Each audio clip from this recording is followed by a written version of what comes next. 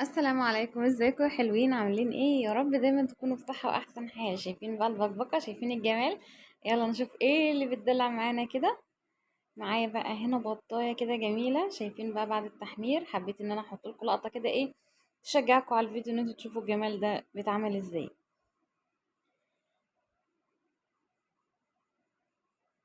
هنبتدي بقى ونقول بسم الله. معايا هنا بقى البطاية بتاعتي. طبعا البطاية دي تربية بيتي، يعني الحمد لله ما شاء الله. مش هتاخد وقت معانا كتير في السوا ولا حاجة. معايا بقى هنا البصل، طبعا الكمية اللي انت ايه حباها، اللي انت عايزة بصلاية واحدة اتنين تلاتة اللي تحبيه، لان ده كله ايه هيبقى حشوة. والحشوة اللي جوه البطة دي بصراحة ايه احنا ما بنرميهاش، بناكلها وبنحبها، فاحنا قلنا نكترها المرة دي. معايا برضو هنا ايه حباية طماطم كبيرة كده، قطعتها ايه مكعبات. ومعايا بقى شوية فلفل اسمر وشوية ملح فقط لا غير. مش هحط اي حاجة تانية للبطة دي غير فلفل وملح. ما نكترش بقى البهارات عشان ايه ما نضيعش. احنا عايزين بقى طعم المرتة بتاعت البصل والطماطم مع البطة كده تاخد وتدي كده ايه، وما نضيعش بقى طعمها. شايفين بقى حتة البصلة دي انا هحطها من وراكم، يعني ايه ما تخافوش هحطها، بس اقطعها ايه واحطها. هي جت كده ايه كبيرة، ما اخدتش بالي ان هي ما اتفرمتش، فهنحطها بقى تاني نقطعها كده. هبتدي بقى ان انا احشي البطة كده بقى ايه، وادخل كده بقى كده الحشوة بتاعتي، وادلك البطة كده من جوه. وطبعا بقى ايه البطة بقى بتاعتنا ديت، وزي ما قلت لكم عمرها مش كبير، يعني مش هتاخد وقت كتير قوي في السوا. هنا كنت انا بقى ايه بفرغ بقى تحت الجلد كده وبحشي برضو، عشان الجلد واللحمة بتاعت البطة تشرب من كل التتبيلة بتاعتي.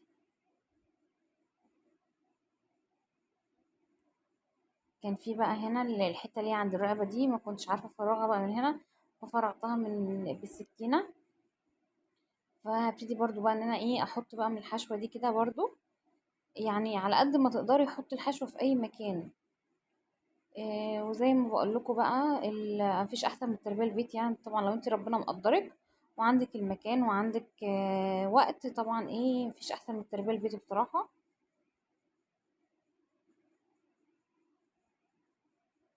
عايزة برضو بقى تقطعي الكبد والقوانص معاها مفيش مشكلة.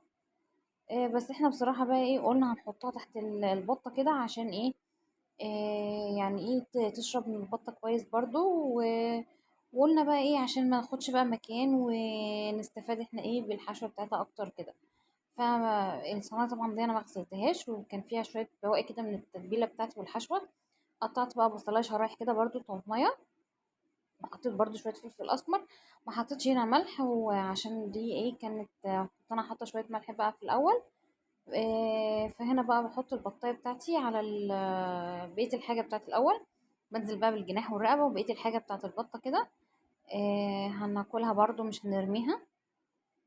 وعشان برضو ان هي ايه تاخد من لما البطة تاخد وتدي كده وتغلي مع نفسها، الحاجة برضو دي تستوى وتاخد ايه من طعم والتتبيلة اللي في الصينية من تحت.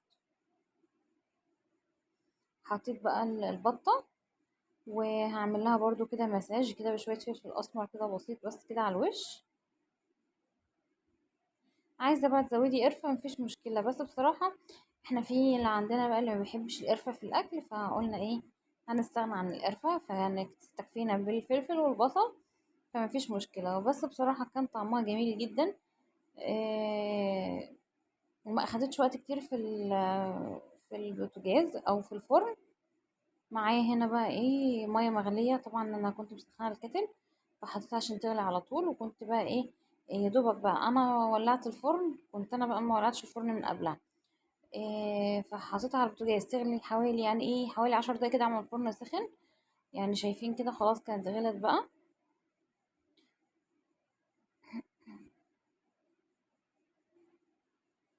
هعمل لها بقى ايه شويه زيت كده على معلقه صلصه كده، وادهن لها الوش بتاعها.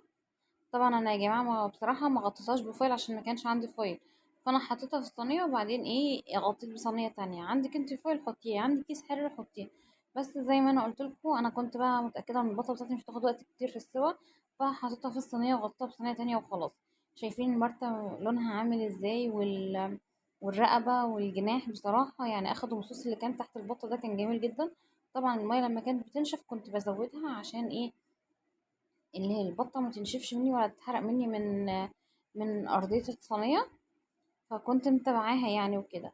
وزي ما قلت لكم انا سخنت الفرن 10 دقايق، وبعدين حطيتها بعد ما كانت بتغلي على البوتاجاز من فوق، يعني انا مدخله الفرن بتغلي عشان ايه تنجز معايا وما تاخدش وقت كتير في الغليان في الفرن.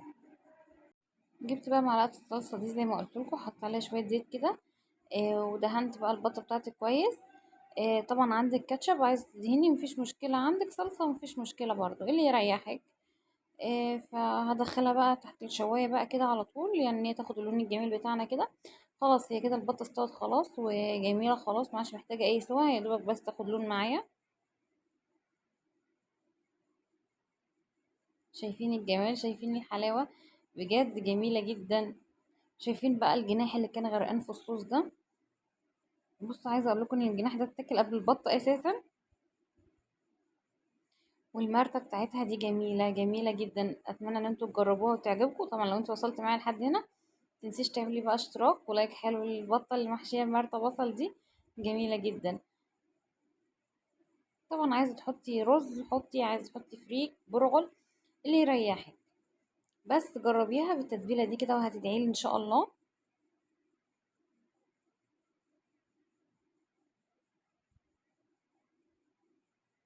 الريحه بقى كانت فظيعه فظيعه، ولا الطعم يجنن.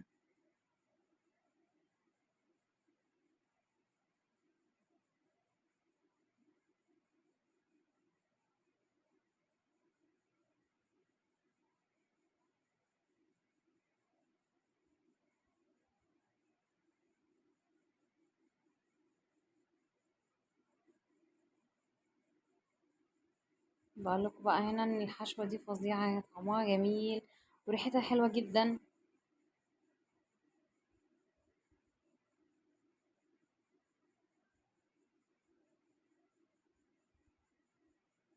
شايفين مستويه خالص ودايبه، يعني على الرغم ان هي ايه معموله في الفرن من غير كيس حراري ومن غير ورق فويل، الا ان هي مستويه جدا ودايبه جدا كده. شايفين الجناح ده يا جماعه؟ والله انا كنت هموت على الجناح ده اللي هو غرقان من الصوص بتاعه كده، اللي هو ايه كان بيغلي في اول الفيديو اللي انا وريته لكم ده، جميل جدا. اتمنى ان الفيديو يعجبكم، لو عجبكم اعملوا لايك للفيديو واشتركوا في القناه لو انتوا اول مره بتشوفوني. اشوفكم في فيديو جديد ان شاء الله. السلام عليكم ورحمه الله وبركاته.